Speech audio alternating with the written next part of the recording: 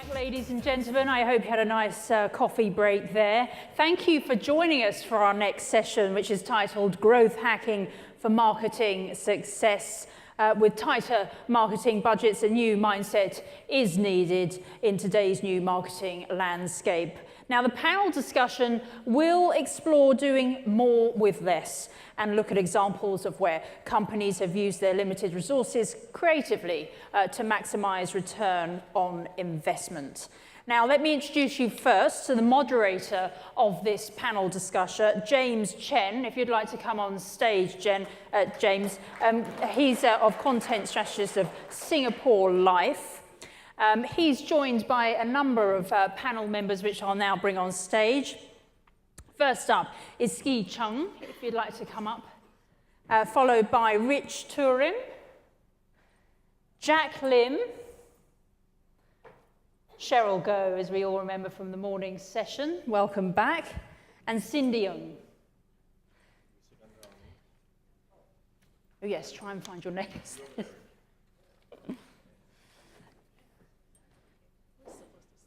At the end there.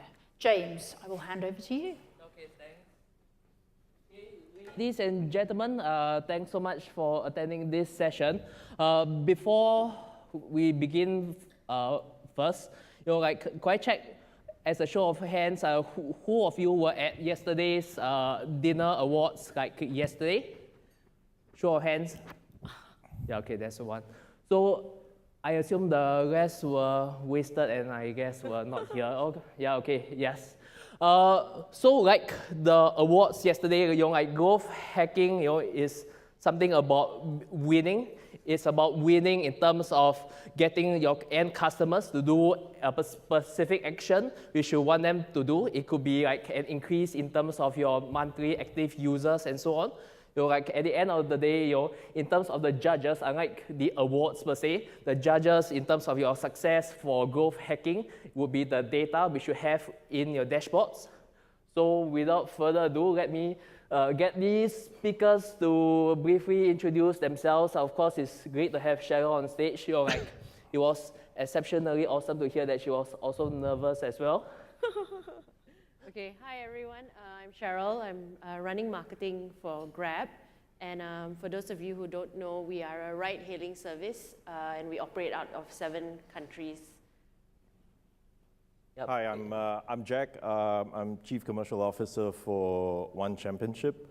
I've been in this role for about 5 weeks, so a lot of the success that and sort of a sharings that I'll speak to, credit really goes to a very visionary founder and a very talented team who's done a lot of work. Okay, so what's the main difference now that you are in this role in an MMA outfit, in an MMA promotions outfit as compared to last time when you were at MediaCorp? Oh, we're getting started already, are we? No, I'll ask some career, life-changing questions before we get on to the next. You know what? I think this is the best fun I've had in a long time. It's a great brand. It's Asia's biggest sports media and fastest growing still, and phenomenal culture, and a very talented team. And we're made in Asia for Asia. We're very proud of it. So I guess that should be much better than being in Singapore's currently most disrupted national media. No comment. Okay, yeah, okay. So going down the line, we have He's going off script, that's terrible. From Zouk. I'm Siti, most people call me Ski. I work for Zouk, which is Singapore's oldest running nightclub. But I think what some people may not know is that we were acquired by Genting Hong Kong in 2015. So when I first joined, I actually was in their legal team. And since then, my portfolio has expanded to marketing and communications, and I will share more later. So just for the benefit of all those here, how do you get on your marketing role at Zouk? How did you get that piled on your existingly busy and packed portfolio? I guess it was quite fortuitous. For the past 6 years, I've been running an independent culture site. For those who are not that familiar, it's called PopSpoken. It's syndicated to Yahoo. We've covered regional festivals, art, theatre, and everything. And I guess at that point of time, my CEO thought it was fitting with Zook's brand message, and he allowed me to take on the new portfolio.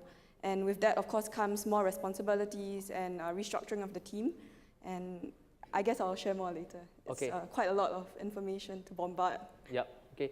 So the next up we have Richard from Singapore Life. Richard comes in as a last-minute inclusion because Jennifer Betty from Singtel's Hook WhatsApped me in the morning to tell me that she was on a flight to Jakarta. So I dialed a friend, and here he is. Your introduction, please. Hi. Hello, everyone. My name is Rich Turin. Nice to meet you all. I'm at Singapore Life, and I'm their innovation advisor. And what I do is going to affect every single solid one of you. I work in artificial intelligence, and I bring AI to Sing Life. And everyone in this room is going to be disrupted by AI, not tomorrow, now. It's happening all around us. So I'm bringing it to Sing Life, and I hope that I can impart something that helps guide you or helps shape where you think AI will take whatever it is that you do. Okay, and at the far end is my ex-boss, Miss Cindy Ng. As recently as the end of October, I was formerly from the Asian Television Awards, and now I have joined Singapore Life, as you guys may not know. So I have a unique situation here where I have my former employer as well as my current employer both on the same stage as me now. Yeah. That's And we won't hold this against Yeah. you. Okay. Yeah, hilarious. Okay. I'm Cindy. I'm the managing director of Asian Television Awards. Asian Television Awards is actually an award show where we recognize people in front of the screen and behind the scenes. So we're talking about producers, directors, etc. And we're also talking about artists, performers, hosts, etc. In front of the screen. So we're an award show, and we are already 22 years in the making. This is our 22nd anniversary. And the show is slated for every December period during the Singapore Media Festival, and we're one of the pillar under Singapore Media Festival, which is supported by IMDA. Okay, so let's dive into the questions now, and we can start off first with Cindy. You know, like you have been at the Asian Television Awards for some time. I'm not trying to reveal your age, but okay, Well, correction, I didn't start it 22 years ago, so I think that's good enough. yeah. Okay, so how different was the awards show? You know, like when you first joined as compared to now? Yeah, how has it like evolved and so on? Yeah. Okay, so tracking back, I joined the company in 2015, and way before that, it was really just a trade show, and it's more sit-down dinner like that once a year, where we have about we evolve, you know, from maybe 20 tables to about 30, 50 tables, something similar to the Umbrella Awards last night, where you have the gala dinner and you recognize, you know, the people within the industry, and they get an award, and you celebrate amongst yourselves. So that was before I came on board in 2015, and we realized that if you do an award show and you are only recognized amongst yourself in the industry, that is not something that we want. We want the consumers out there to also know what this award is, and at least if you bring your trophy back home, it's not another paperweight, but it's a trophy. It's Asian Television Awards, it's a trophy. So we are very recognized within the TV industry, within the trade, but we are not very known amongst the consumers. So in 2015, what we did was we converted the show into a 2-day event. So we did many firsts in 2015. First, we turned it into a 2-day show. Second, we did the show live. And third, we opened it up to the public so that more people actually know about the awards. So, you know, and because of that, we had a lot of engagement online. We have a lot of engagement in social media, and that's where the awards get known, and more people actually know about it. So we have actually evolved since then, and because we've done something right in 2015, we did the show live. It was broadcast across many broadcast partners across the region, and therefore we're repeating it. 21/6, we did the same thing. We engage more performers and make it a bit more entertaining, not just collecting your awards, but there are also entertainment within the show itself. So this year, we're going to do the same thing. It ain't broken, don't fix it. We just improve on it and have add in different elements to the show to make it more interesting.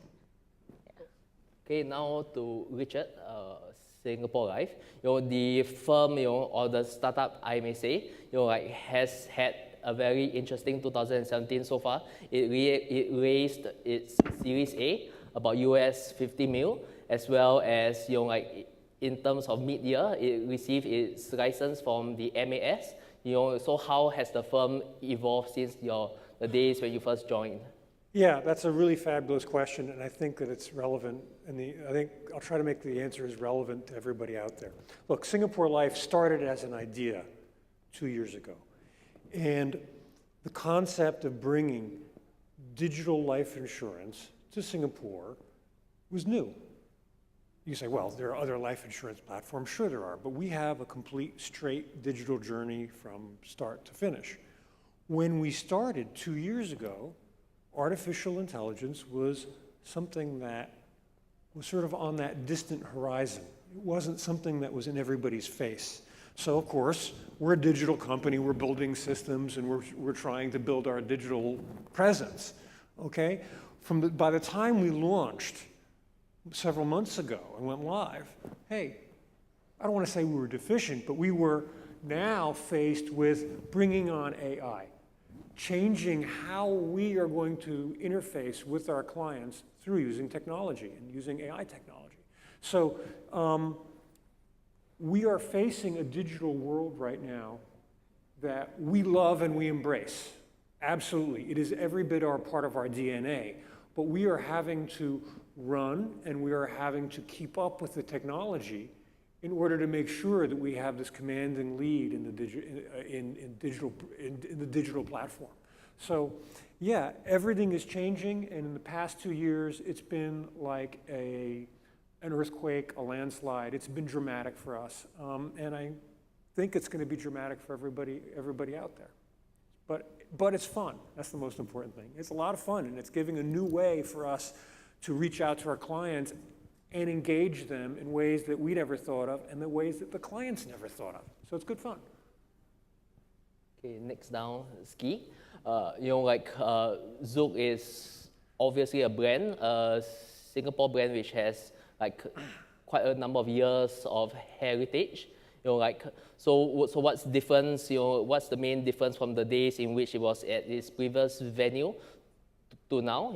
When you're on board. I guess since then, I have been a follower of the Zouk tradition. When I was younger, it was a rite of passage.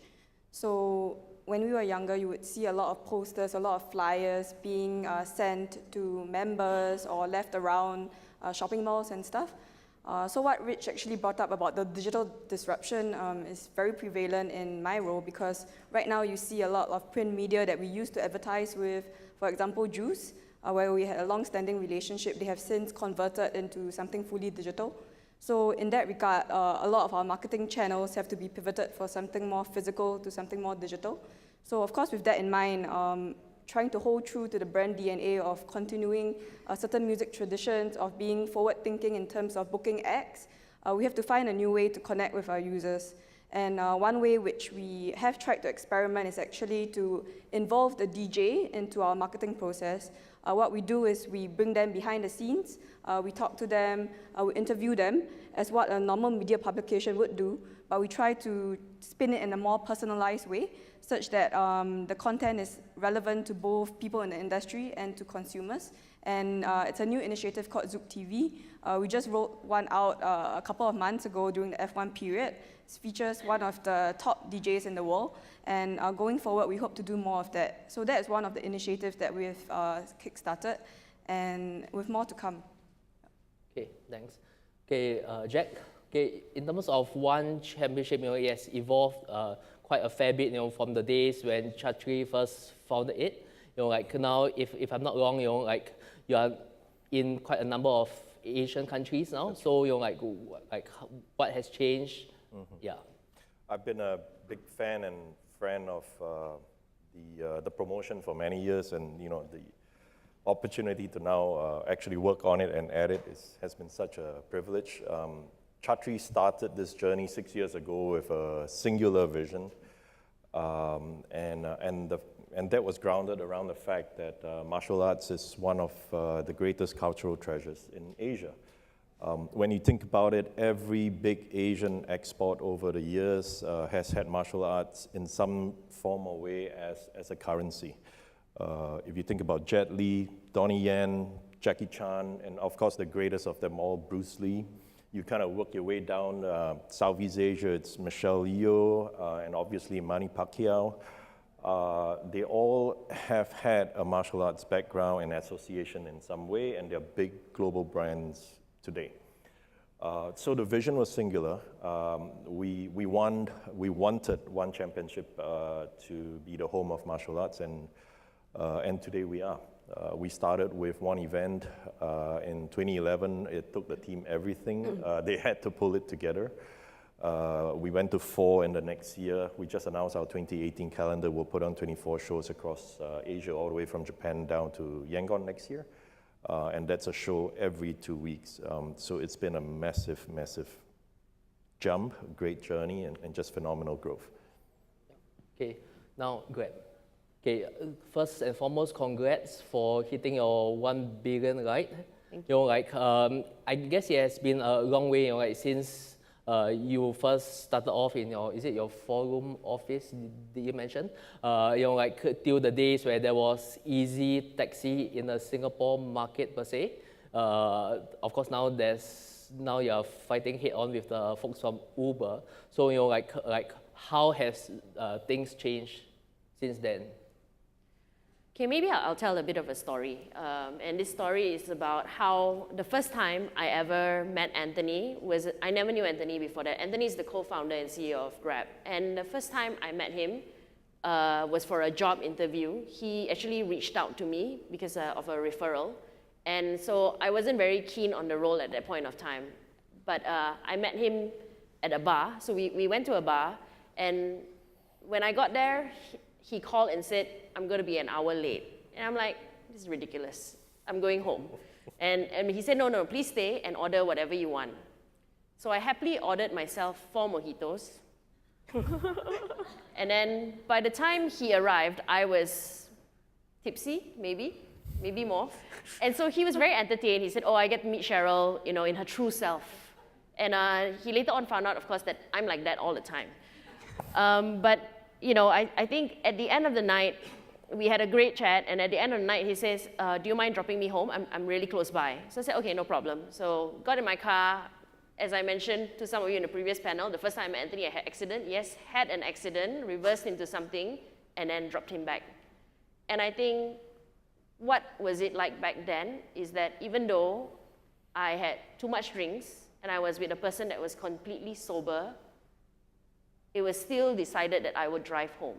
So you were effectively driving? Yep. Oh, okay. And that is how much changed. Because in the past, it was safer to drive yourself drunk home than to actually take a taxi in many parts of Southeast Asia. So I think one thing that's really changed for us is the impact that we bring across Southeast Asia. I think the second thing is, the reality is, I'm not going to lie, we have a bit more money. In the past, I would, write the copy for our ads. I would do my own makeup and star in them. So that's changed as well. Obviously, today we have 300 people in marketing. And I think what's really relevant is how do you still make sure that you stay true, you still be really cost efficient as an organization, given all the investment that we have. And I think the last bit is that today, when it comes to, in the past, we're always trying to be seen because we are a small company, so we're doing all kinds of things so people take notice of us because people don't know who this company is and what they do. And there's a lot of things that we did. It was, like some really ghetto things, like we all take part in marathons, but we go in costume. So people wonder, like, what company is this? very, very small things. Today, we are a very large organization, and the big difference is that if, for example, our service is out for 20 minutes, it makes the news.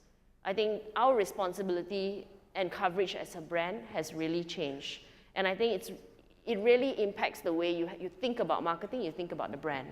Okay, so I guess in terms of service disruption, I don't think you would hit the news as much as SMRT, but that's besides the point. But like now that you are much bigger now, like, do you feel that the organization is becoming slightly like harder to manage, or is it becoming slightly less nimble when it first was, as compared to the starting days? So I think certainly there are different parts of the organization that are a lot harder to I would say, navigate, right? But I think one thing good about Grab is that we have this thing called,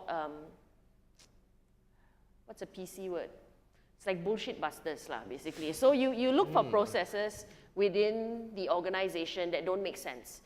When we are this large, there must be process for approval of budgets, for approval of headcount, for the content that we put out, because we are a brand that has a certain sort of like reputation and status, right? And so those are things that you just must put in place because of who you are. But also at the same time, we look at constantly looking at those processes and removing what is not needed in the organization. So I think we have a really good balance. For sure, we're not as nimble as the past. We don't turn around, we still do, but we don't turn around that many 24-hour campaigns. We used to do it a lot. Our planning cycle used to only be 2 weeks. So I will know what I'm going to do in the next upcoming 2 weeks. Today, with a lot of like push, we're at a quarterly planned organization. So I think we're still nimble, but definitely things have changed. Okay, yeah.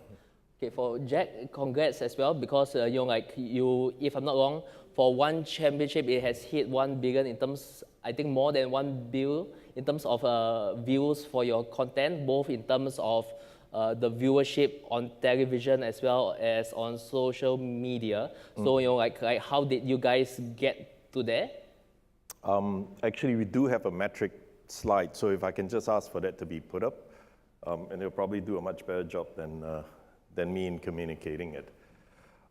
So we've always seen ourselves as a sports media organization and not a fight sport organization. We're a very values-driven organization, and we've stayed very true to our core values in terms of hiring, in terms of the talent we bring on board, in terms of the kind of athletes that we recruit.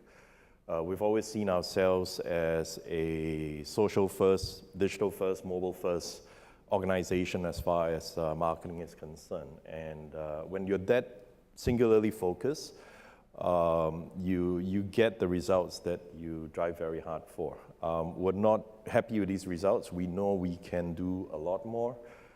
It took us 3 years to get to 1 million fans in the first iteration of the first stage of our journey. We grew that 5x in the last 3 years. My marketing team tells me that as of this year, we're adding 100,000 fans every week. So we know we'll get to 10 million fans at this run rate if it doesn't continue to grow sequentially in the next 12 to 18 months. So I think when you're very focused and when you understand your audience and you understand where they live, where they breathe, and how they want to engage with your content, it makes a difference. Yep. So for myself, like with Insight, I also watch quite a lot of UFC content as well. So as one championship per se, how do you feel like your brand is able to differentiate against the larger player? Yeah, likewise, she has also to differentiate her brand against the likes of Uber as well. All right, this is when the gloves come off. I don't think Uber is a larger player than Grab, so let me just say that for the record. But in our business, I think it's a duopoly at the moment. Clearly, the UFC was born out of the US, and they have a very different interpretation of what the sport should be. I think we've done very, very well in Asia, and again have a very good understanding of what Asian audiences want. As I said, we're a very values-driven brand. We take values like integrity, humility, honor, respect very seriously. And if you look at our athletes, they're really heroes in their local communities. They spend time with kids, they give back, they go back to their roots, and they're real role models. I'm going to be on a plane in a couple of hours, headed to Manila. We have a show at the Mall of Asia Arena tomorrow night. We are playing to a sellout crowd of 20,000 people, and that's because our Filipino hero, Edward Fuller-Yong, will be fighting. Edward came from such a poor background. He's just one example of many of our Asian heroes. He came from a family of 9 siblings. 4 died of malnutrition when they were growing up. He fought his way, literally and physically, in his younger days to put himself through college and to raise his 4 other siblings who survived that poverty. And yet, he's gentle, he's kind, he doesn't go to press conferences and mouth off, he doesn't say things about your family and mine, and he doesn't throw water bottles at his opponents' faces. He's the kind of an athlete that I would let my kids go near. And when Edward fought his last round, Manny Pacquiao walked him out, and you should have, you couldn't hear yourself in that stadium. The crowd went so wild. And when Edward fights tomorrow, the whole country will stop to watch. How do you not root for a guy like that? So, he's a star athlete, but at the same time, he's a role model for the community. He's somebody kids can look up to because he ignites dreams. Children grow up not wanting to be fighters, but dreaming about being the best that they can be, whether you're gonna be a CEO, whether you're gonna be a teacher or a doctor. They just want to be like Edward. They just want to chase a dream and be the best that you can be. So I think that's the biggest difference we have. But having said that, I don't think good values and good manners are exclusive to Asian audiences alone. It's a universal value. And that's why I think we've made the strides that we have, and that's why I think we work with the brands and partnerships that we have, and that's why I think we've been embraced by local communities, governments, regulators all across the region, and we'll continue to stay true to those values. Yep, and I understand that you also have a very short mini video to share. Yeah, let's play it. I think this is a good time.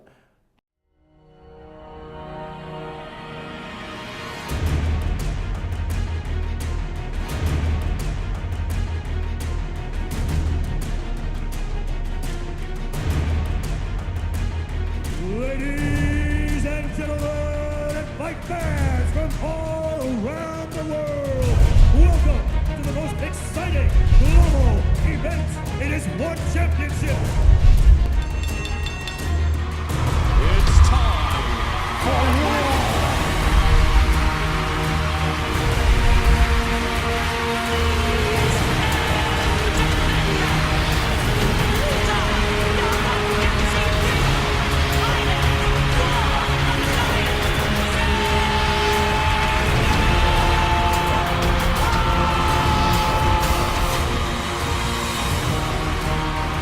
We have a stacked card, Jason. I know you're looking forward to this. There's going to be some tremendous fights. Some of the fighters on this card are not only world-class, they fought all over.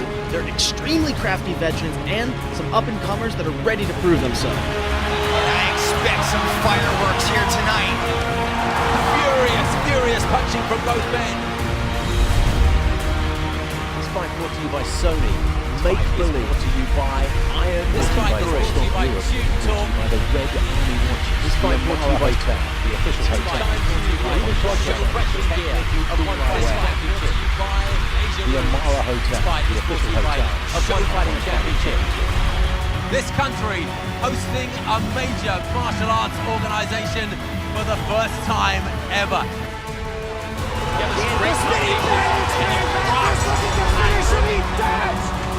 And broadcast to over 1 billion people in 118 countries around the world. It is One Championship.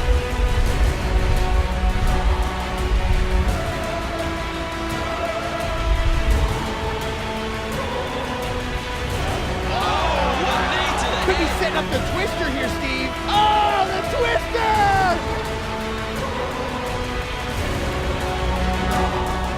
These are some of the greatest world champions on the planet. One is the pinnacle of martial arts.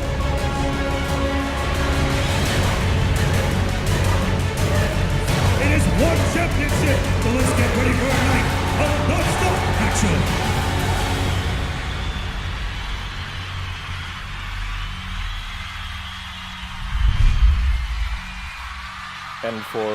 And for Singaporean sports fans, thank you.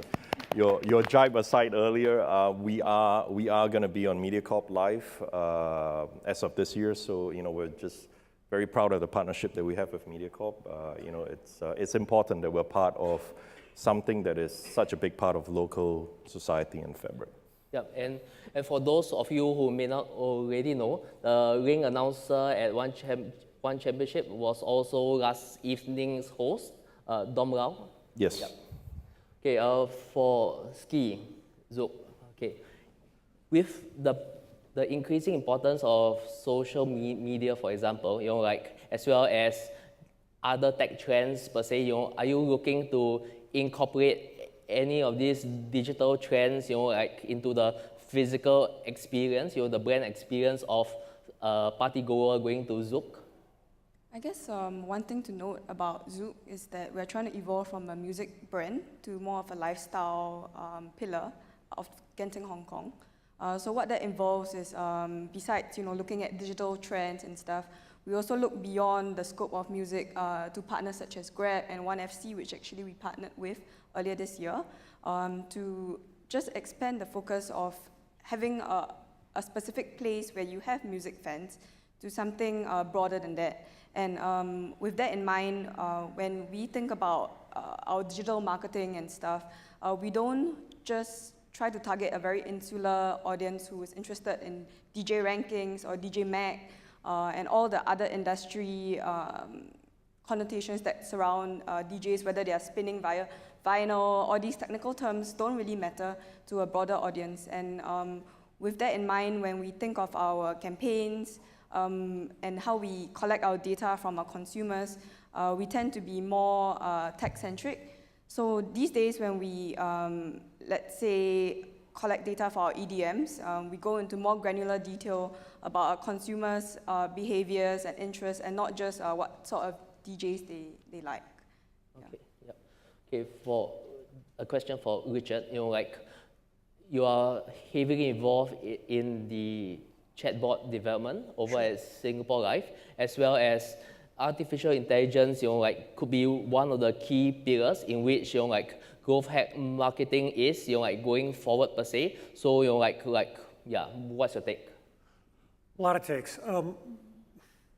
Let me start with sort of a basic premise. It's really interesting. We are all in radically different businesses, but we all share one thing that we want to communicate via our digital platforms, and that's trust.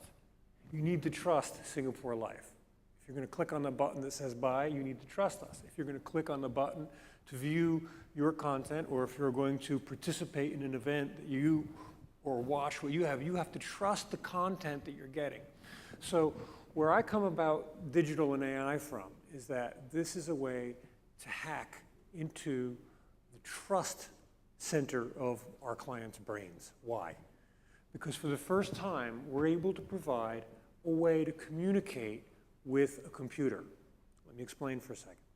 I work in one area, I work in many areas of AI, but one of the areas that I work in is specifically called chatbots. And you talk to them, and they talk back. Well, hold on a second. So far, most of us have not been able to talk to our computer or our phone other than maybe Siri or some of the new Alexa units that we have in our home, okay? So what I'm trying to do, and where I think many of us are going to be going, is to develop this trust relationship, not just through our content, which is all wonderful, but we're going to build that trust through our digital platforms. And that's where AI is really going to come in. So for me, look, I love AI. I think it's going to change everyone's outlook on how you can interact with whatever digital product you have. I think that things like chatbots are probably the first gateway that most of our companies or most of our institutions are going to actually be interacting with AI. And I think that the primary goal of that AI is to develop this trust network, this trust relationship with your client to make them think and make them understand that what you do is so important. So Singapore Life is really great because we are in the most, Singapore Life is in the business that is the most, well, fundamentally important, but absolutely driven 100% by trust. There's no product in the sense that there's no product that you see on TV and you like it or you don't like it, or there's no lifestyle element here. What Singapore Life does, we have to make you perceive that our product is good because of our price, because of our service, and you don't really see an insurance policy working around you, even though many of us here on stage have them, including me. But so getting that trust message across, I think, is going to be the critical role of AI for all of our respective businesses, and I think that's going to be the revolution and the next big hurdle that we're all going to cross over. Okay, so in the interest of time, because we have slightly less than 6 minutes left, I'll ask one question which is actually a loaded question of 4 bits per se. So each participant has about 2 minutes to answer those before we get thrown out of stage. Okay, so the start first is Cindy. Like based on your time over at the Asian Television Awards, a few parts, what worked, what didn't work, what were the learnings we should have, and where do you envision the firm to be in 2020? Wow, all this in 2 minutes, is that right? Okay, so I think we have grown tremendously from where we first started, and over the past 3 years. What we have learned would be, like I shared earlier, a lot of engagement with the consumers. Social media is something that we have embarked on, and that's where you can communicate freely and effectively with the consumers out there. Everybody is going digital these days. So that has also won us the Shorty Awards last year, and we were in the running for Webby Awards against Ellen DeGeneres, Selena Gomez, Martha Stewart and all that. So we're quite proud with that achievement that we have. The other thing would be the broadcast footprint. I think we started off with a mere maybe 28 million reach. When we started a bit of a delayed telecast in 21.3, we didn't go live. We started live in 21.5 and 21.6, and this year 21.7. Last year we crossed 500 million in terms of our reach. We'd like to reach 1 billion in 2020. I saw the footprint of One Championship earlier, very impressive. We'll work towards those numbers, a long way for us to go, but we take baby steps. 2020, 1 billion, because last year we were more than 500,000. I think what's important is also for people to actually want to watch Asian Television Awards, whether it's on TV, terrestrial channel, cable channel, on the digital platform, whether it's on Facebook or on the channels that we are in partnership with. I think content is very important. So what we have incorporated in this awards show is also entertainment, where we have performers across Asia Pacific, because the show is reaching out to the region. So we have performers from Korea, Indonesia, we have international stars, we have Asian performers all coming in. So this year we have, Running Man, Kim Jong-kook, we have P, which is a Taiwan Korean, and we have Gigi, that's from Australia, and we have a boy band that's from Vietnam. So we have quite a number of performers. Last year we had JJ Lin, we had Charlie XCX. So these are additional content that we actually add on into our award show to create that excitement, the entertainment feel of it. And that was also part of the reason why the hall was filled to the brim last year, which is something, that we have learned as well, because it's something for us to manage, because we gave out tickets last year. So this year, we're managing it a bit better. So we've incorporated selling of tickets this year, a small amount, $28, $38, you can buy off-seat stay. That gives us better management in terms of not overcrowding the venue. Time's up. So she'll give us passes to the Asian Television Awards for exceeding her allocated time. So for Richard, same set of questions, 2 minutes. I'll do even less. It's really simple because I talk a lot. Look, Singapore Life in 2 years' time. If I sat here and said, oh, I want to be the biggest insurer, I don't think that's the goal. The goal is to be the best digital insurer in Singapore, to be the trusted name, to be the place where you trust your families and where you come and you engage in our digital platform, you learn from it, you embrace it, and you feel that we are a place that you trust and a place that you want to be. I think if we can do that in the next 2 years, I think we're golden.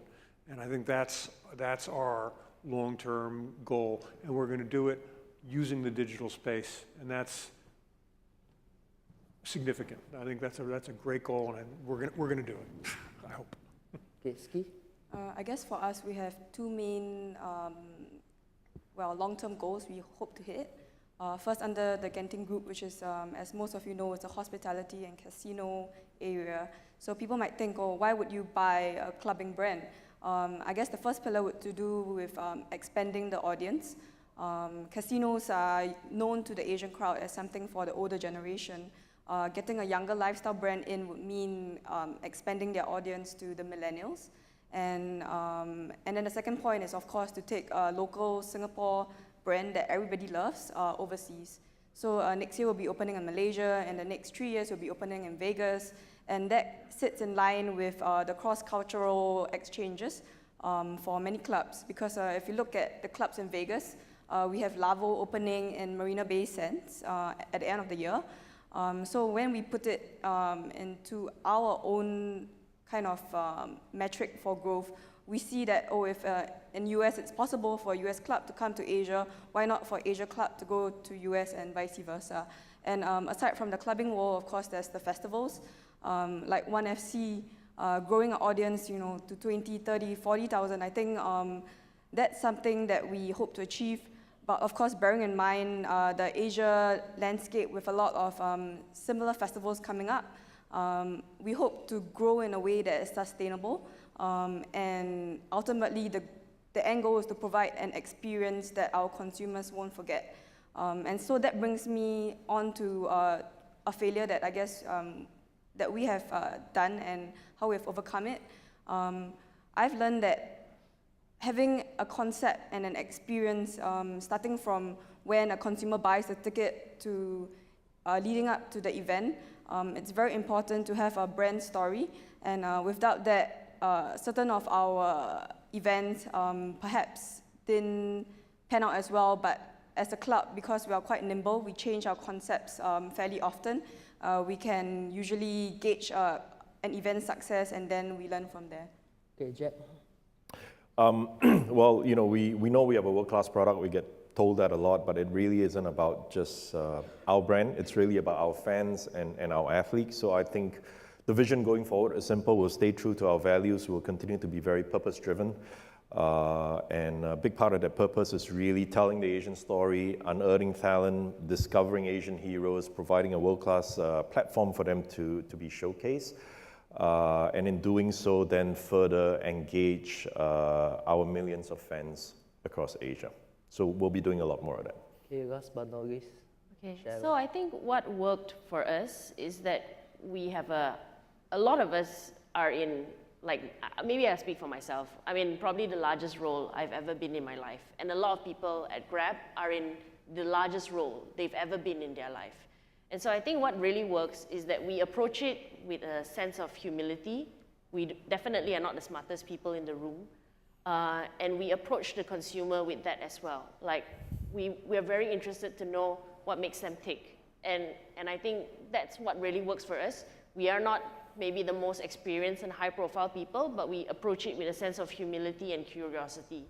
I think what doesn't work, or what has been sort of like our failings, have been, you know, Grab grew in 4 years from 16 to 3,000 employees, and I think we haven't always done the best job at hiring. I think sometimes we do let those that might not be very in line with our values into the organization. I think that's something that we have gotten a lot better at, and to keep the organization real. I think for the future, you know, we've helped people commute safely. We bring people closer to their opportunities. We employ a lot of 2 million drivers across, we give 2 million drivers employment opportunities across the region. I think the next thing that we're really looking about is financial inclusion. How can we allow people to easily reach their full potential through financial inclusion, through payment services, through financial services? So that's really the next billion for us. Okay, ladies and gentlemen, we are at the end of the session now. So, let's take this opportunity to thank all the speakers for their time. Thank you. Very insightful there. A quick note about the sessions coming up. We're here at noon with a session on the astrophysics of location-based advertising. Also, refer to your Mumbrella 360 app to see what other sessions are going on concurrently. So again, can you please join me in thanking James and the panel?